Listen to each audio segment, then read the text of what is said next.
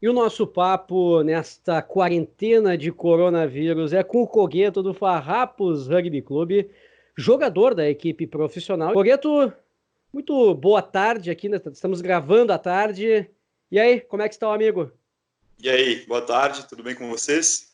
É um prazer falar com vocês nesse momento de isolamento e distanciamento social. Como é que tá aí na Serra Gaúcha? Em Bento, praticamente está todo mundo respeitando bastante a quarentena. Nas poucas saídas que eu tive de casa para ir no mercado, enfim, pouquíssima gente na rua. Eu moro bem no centro de Bento, não se escutam carros, todo mundo está em casa respeitando bastante a quarentena. Está bem tranquilo. E agora falando lá do Cogueto atleta, como é que tá sendo aí para conseguir te manter em atividade, meu velho? É difícil, né? Com espaço reduzido dentro de casa, é bem complicado. A gente acaba perdendo bastante da parte física. O Eduardo hoje, que é o preparador físico do clube, ele preparou um treino de quarentena para a gente fazer em casa com uma limitação de material. O clube também disponibilizou o material da sua academia, então foi distribuído entre os atletas, para que a gente pudesse treinar em casa e continuar se mantendo. Mas é difícil, porque a gente não está no campo, a gente não está praticando rugby. Até tenho uma bola em casa, mas não tem muito que dá para ser feito. A gente tenta minimizar ao máximo a perda, mas vai ser inevitável. Como é que tá a rotina? Tu continua trabalhando de casa ou deu uma pausa no coisa? E como é que faz para... porque antes tinha aquela rotina, vai para academia, né? Vai para o clube. Como é que se mantém, assim, na motivação realmente, né? Bota um roteiro, uma rotina para poder fazer os exercícios. Claro, em casa a gente acaba ficando um pouco mais relax, mas eu tento manter minha rotina. Eu sempre, quando eu estava treinando normalmente, eu ia para academia de manhã cedo. Hoje eu trabalho também como treinador físico de alguns atletas de outras modalidades, como o paddle também, e também um atleta que é escalador. Então estou sempre buscando estudar, mandando vídeos para eles e treinos. Faço minha parte física de manhã para poder depois ficar com um dia um pouquinho mais livre, e aproveitar esse tempo parado para a gente se desenvolver em outras áreas que talvez não teria tanto tempo. Ler um livro de algum assunto diferente ou até propriamente estudar um pouco mais. Eu tenho alguns horários específicos na semana para estudar, então eu estou conseguindo estudar um pouquinho mais sobre o rugby, principalmente, buscando material. Tem muita gente boa colocando material online também e fazendo workshop online, isso é ótimo. Busco também estudar sobre educação física, que é a minha formação, para quando tudo voltar à normalidade, estar melhor capacitado para atender os meus atletas no clube, os juvenis, e também atender os clientes na outra área profissional. Pois é, justamente aproveitando aí o teu lado preparador físico também, né? Qual a importância de fazer aí um exercício físico nesse período aí, tanto para quem aqui só... quem é atleta, que é atleta, e quem não é, né? E tudo mais, quem não é, né? Como é que fica essa situação, Cogueto? Bom, para quem é atleta, a importância de fazer o exercício físico lá é atenuar, então, as perdas ou tentar manter um pouquinho a sua condição física, né? A gente estava num período de final de pré-temporada, falando mais específico do rugby. Então, fazer o exercício físico dentro de casa, dentro das suas limitações, vai ajudar a atenuar um pouquinho essa perda, né, do condicionamento físico. Agora, para quem não é atleta, é uma ótima oportunidade para começar a pegar gosto pela atividade física, né? Porque a gente tem tempo, a gente está em casa, está num ambiente supostamente confortável, então é um bom motivo para iniciar uma atividade física simples, né? E de maneira progressiva. O que a gente tem que tomar cuidado hoje, eu estava conversando com outros amigos que também são profissionais da área, é que hoje o acesso à informação está muito fácil. E também produzir informação é muito fácil. Então tem muita gente colocando conteúdo na internet que às vezes não vai ser específico para uma certa pessoa, para uma pessoa que está iniciando uma atividade física, ou colocando exercícios avançados. E tem muita gente também que não é da área da educação física que está falando sobre treinamento, e isso é um problema.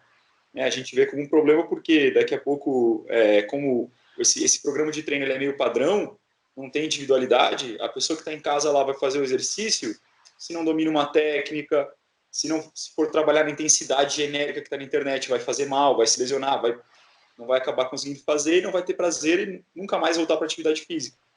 Então, tem que ter esse cuidado, né? A gente estava conversando como a gente pode tomar esses cuidados em colocar conteúdos na internet para que as pessoas possam realmente fazer o que tem que ser feito e não extrapolar ou não se machucar, enfim.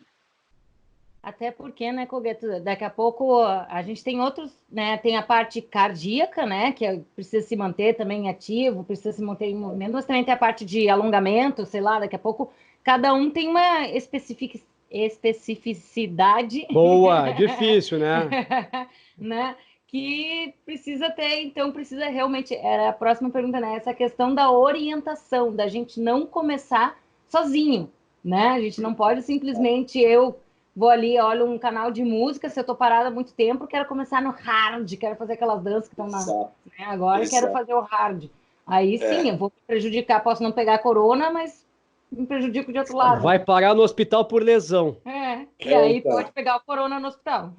Exatamente, até a questão do alongamento, né, ou das mobilidades, que hoje tem muita gente fazendo e usando as mobilidades, e isso é ótimo. Por que não pode ser qualquer pessoa? Por que precisa de um profissional? Muita gente tem desvios posturais, né? Eu tenho algum desvio postural na coluna, eu tenho uma cifose, eu tenho uma lordose, eu trabalho muito tempo, não eu, né? Estou dando um exemplo, muito tempo sentado, então eu tenho encurtamento de flexores de quadril, né? Ou eu tenho encurtamento de posterior.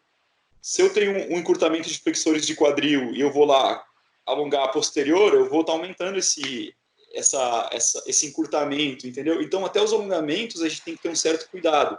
Obviamente, se movimentar é ótimo, praticar exercício é ótimo, mas eu estou exagerando também, né? Mas se a gente for botar o olho clínico mesmo na situação, eu preciso de uma avaliação postural para saber que alongamento eu vou poder passar, entendeu?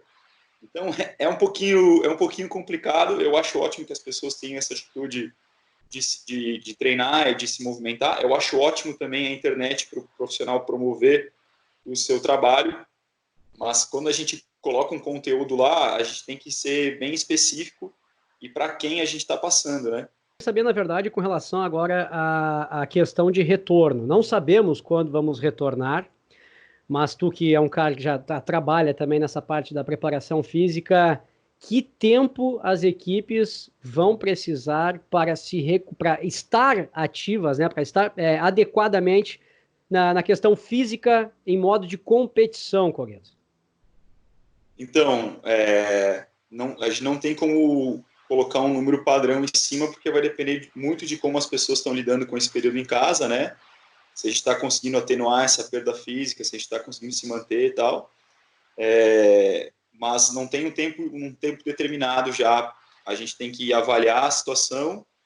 No retorno ao clube também ver quais são as medidas de retorno, porque com certeza a gente vai retornar progressivamente, né?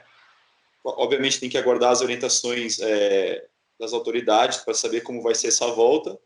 E aí, a partir disso, a gente tem um feeling, a gente tem alguma base de dado ou algum teste físico para a gente poder saber em que nível a gente está e quanto tempo a gente precisa. Esse trabalho para o Eduardo lá no clube, para o Duda fazer, né, eu acho que ele já está pensando nisso, que é um cara que manda muito bem nessa parte da preparação física, ele é realmente muito bom.